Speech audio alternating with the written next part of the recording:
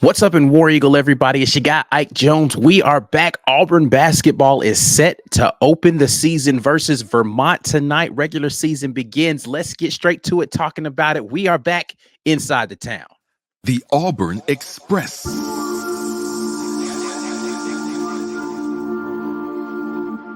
You are now listening to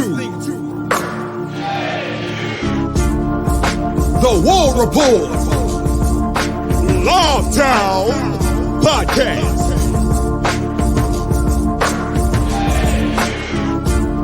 With your boy Ike Jones.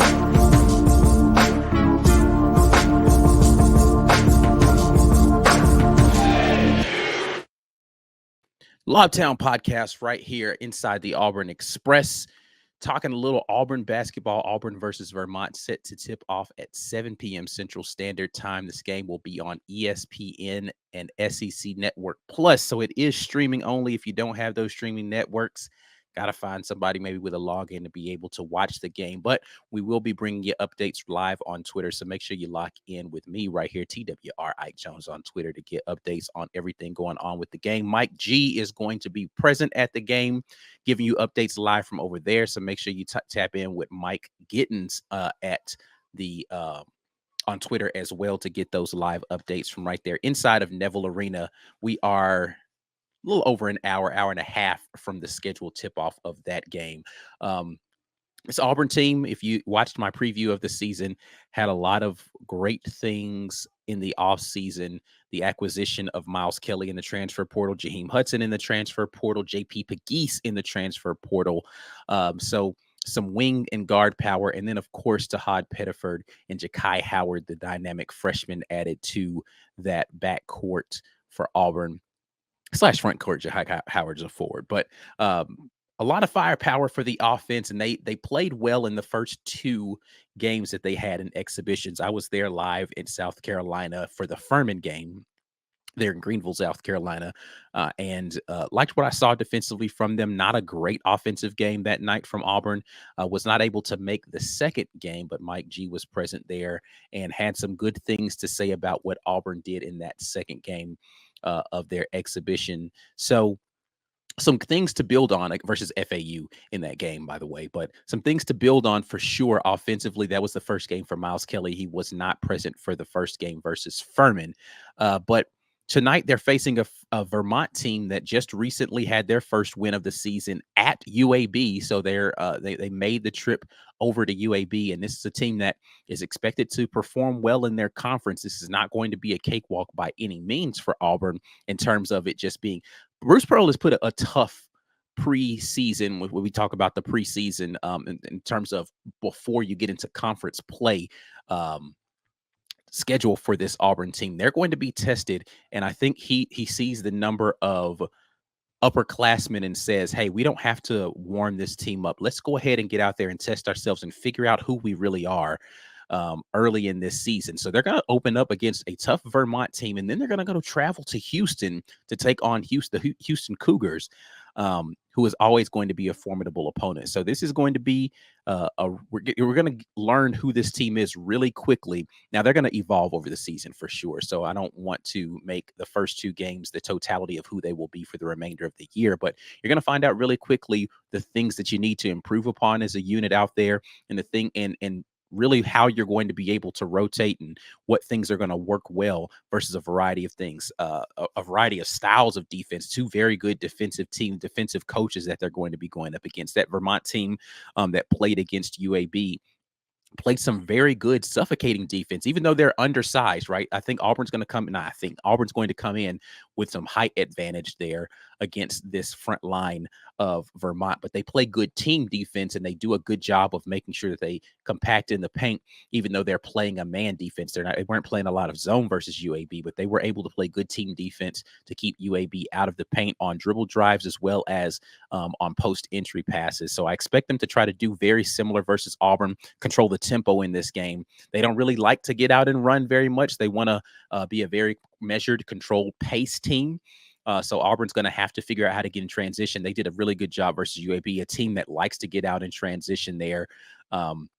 They did a really good job of, even when they had turnovers or they had missed shots, of getting back and getting 4 or 5 guys back to stop the transition buckets from UAB. Even though UAB was able to mount a comeback there in the second half to make that game closer, they were double-digit lead in the first half of that game by playing some really sound defense. So Auburn can't come out here slacking versus this team early, because Vermont is going to test them. If you look at the ESPN power index, or the analytics for this game, has a 92.5% chance that Auburn's going to walk away with the victory in this. Vegas has Auburn favored by 17.5 in this game inside of Neville Arena.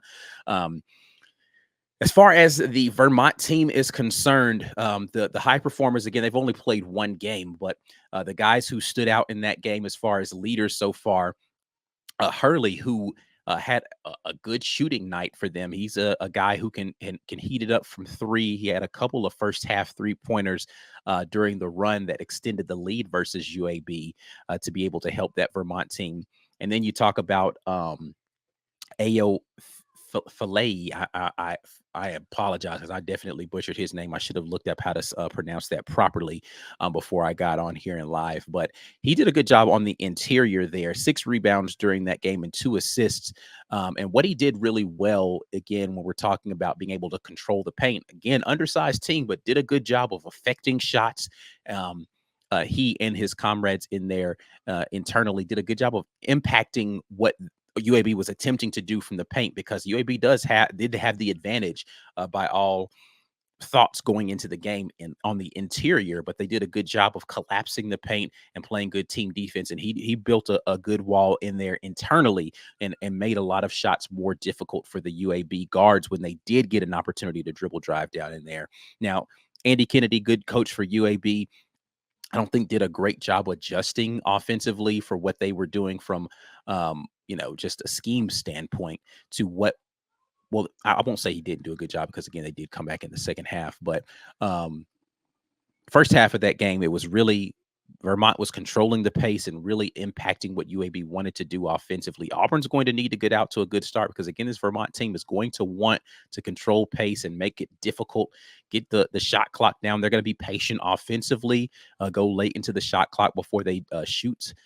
So Auburn's going to need to be patient defensively and play the full extent of the shot clock and make sure that they secure the possessions. This was something that Auburn team had trouble with last year, honestly, was finishing possessions with a rebound. So need to make sure early in this season you're seeing the effort on the offensive glass. Later in the season, they got that figured out with some of the energy and enthusiasm towards attacking the glass and really being a team of 4 to 5 guys going after the rebound, and not just trying to go out and get in transition, but making sure you finish the possession. They're going to need to do that versus this Vermont team, because extra possessions in a game in which you are favored is how teams who are not favored stay and hang around in games and even pull off upsets. So looking forward to seeing how this team comes out focused with their energy and making sure that they are controlling the pace of this game in a way that's going to make sense. But looking forward to seeing what happens inside of Neville Arena as we await the tip-off of Auburn versus Vermont for Game 1 of the 2024-25 basketball season for Auburn men's basketball. I'm going to come into your comments. Pause on that. I'm going to get to your comments here in just a minute. Do want to talk a little bit about women's basketball really quickly, as they got their first win of the season here just recently. They played on Monday night, and they got their first win of the season versus Southern Illinois, a Southern Illinois team that really was kind of out of sorts, and Auburn overpowered them as the game went on. It was clear that Auburn had the athletic advantage in that game. A great first showing from a couple of people. Celia Sabane had a really good first game in her senior season, going out there and really helping Auburn to establish the lead that they got in the first half. And then Deanna Gaston later on in the game being able to pour in some points. Adia Young had a really good game. So some good things there against an Auburn, for an Auburn team that really was beat up, right? Talia Scott, the dynamic transfer that came over from Arkansas, did not play in that game. Yakaya Milton was not present in that game. She'll be out for another couple of weeks with an injury. Friday night, we'll probably get our first look at Talia Scott in Auburn uniform. So very interested to see excuse me, how that Auburn offense evolved, because they struggled scoring points early in that game versus SIU, but poured it on later in the game to extend to have a really good lead, and finally a subsequent victory in that game by a comfortable margin. But they, again, got some good contributions from Audia Young, who's not typically a contributor for that team. And liked what I saw from Caitlin Duhan, who was recently back from injury as well. Being able to come in and provide a spark of energy like she always does for that team. In both scoring, like, she seems like she's worked a bit on her ability to score, particularly in transition, and her ability to spot up and shoot, which you saw later in the season last year. She had started to come along in that regard, had some good opportunities and mid-range shot, a three-point shot from the wing that she was able to knock down. Some good basketball being played there from Caitlin Duhan. So looking forward to seeing what this women's basketball team does. And then they're going to have, again, their second contest inside of Neville Arena this coming Friday, their second game. So if you all are in the Auburn area bye week and you want to go stop and see some women's basketball Friday night, you can go and do that. And again, you'll get your opportunity to see your first look at Talia Scott in an Auburn uniform. Looking forward to seeing that. Before we get too far into all of these things, definitely want to make sure that you all know that today's show is brought to you by the good folks over at Joy Mode. 20% off plus free shipping when you use code RAPPORT at tryjoymode.com. Joy Mode is the place that you want to go to get yourself a little boost of confidence when it's time to handle business. Hopefully Auburn basketball is ready to handle business tonight. They won't need any Joy Mode, even though you need a lot of cardio to be able to play defense the way that Coach Pearl wants his teams to be able to do that. But if you have any desires to be able to boost your confidence, boost your cardiovascular performance, make sure you head over to tryjoymode.com. 20% off plus free shipping when you use code RAPPORT. Fellas, that is for you. Ladies, maybe you want to get that for your fella. All of those things welcome. Tryjoymode.com. Let's get over here into the comment section. Appreciate you all jumping in here with me. Glad to see my members of the Green Name Gang in here on basketball season that is officially upon us. Appreciate Chris O getting us jumped off here and says, hear me out. I could see Tahad taking the starting spot in 2 to 3 weeks if he continues on the trajectory he's on. I don't think that that's a crazy take. The only thing that I would say, and this is the same thing I said when people ask when Auburn was taking on Furman as to why Chris Moore was in the starting lineup, is that JP Pegues is the more experienced one, and he is not as much of a scorer. I don't know that you need another scorer in the starting lineup. You really kind of just need that facilitator in the starting lineup. But Tahad played. What I liked the most about seeing from Tahad Pettiford outside of his ability to score the basketball was the tenacity at which he approached the defensive end of the floor. And if he's going to be able to defend well and not really need to be a scorer to be able to be a contributor to the game, then I could definitely see that. But, as we know with Bruce Pearl coach teams, it really doesn't matter who the starter is. It's really going to be a distribution of minutes, and it's going to be about lineups for him, right? And what lineup works well. If Tahad Pettiford shows to be a guy that works well with the starting lineup, we know Janai Broom is going to be in that starting lineup. Now that you have Miles Kelly healthy, you're going to have Chad Baker-Mazara in that starting lineup. You're going to have Denver Jones in that starting lineup, who can also be a point guard. So you can allow Tahad to maybe play off the ball and start Denver at the point, even though I think they would prefer to have JP Pegues, who is the guy who's most accustomed to playing point guard, be the point guard in that scenario. So you're going to have Denver, you're going to have Chad, you're going to have Janai. The question is whether it's going to be a smaller lineup with Chaney Johnson there at the 4, who has been playing well in these first 2 exhibition games, or whether you're going to go large with Dylan Cardwell at the 5. And then you have to make the determination, is JP Pegues the best fit for that initial lineup with how you want to come out of the gate, both offensively and defensively, or is it Tahad Pettiford the guy? It's not really as much for Coach Bruce Pearl who's the best guy, unless it's head and shoulders there. And it's more about how do we want to start? What's the best lineup? And then who are his closers going to be? And Tahad Pettiford actually is absolutely playing well in those first few games. Looking forward to seeing how he continues to grow.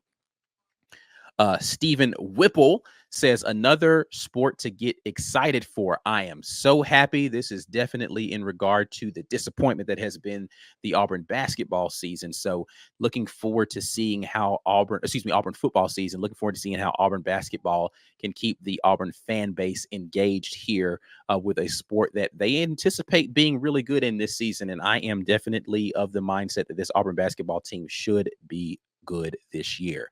Jared Reynolds jumps in and says, okay, Bruce, come out with the Twin Towers. Okay, does Bruce, come out with the Twin Towers in a big lineup?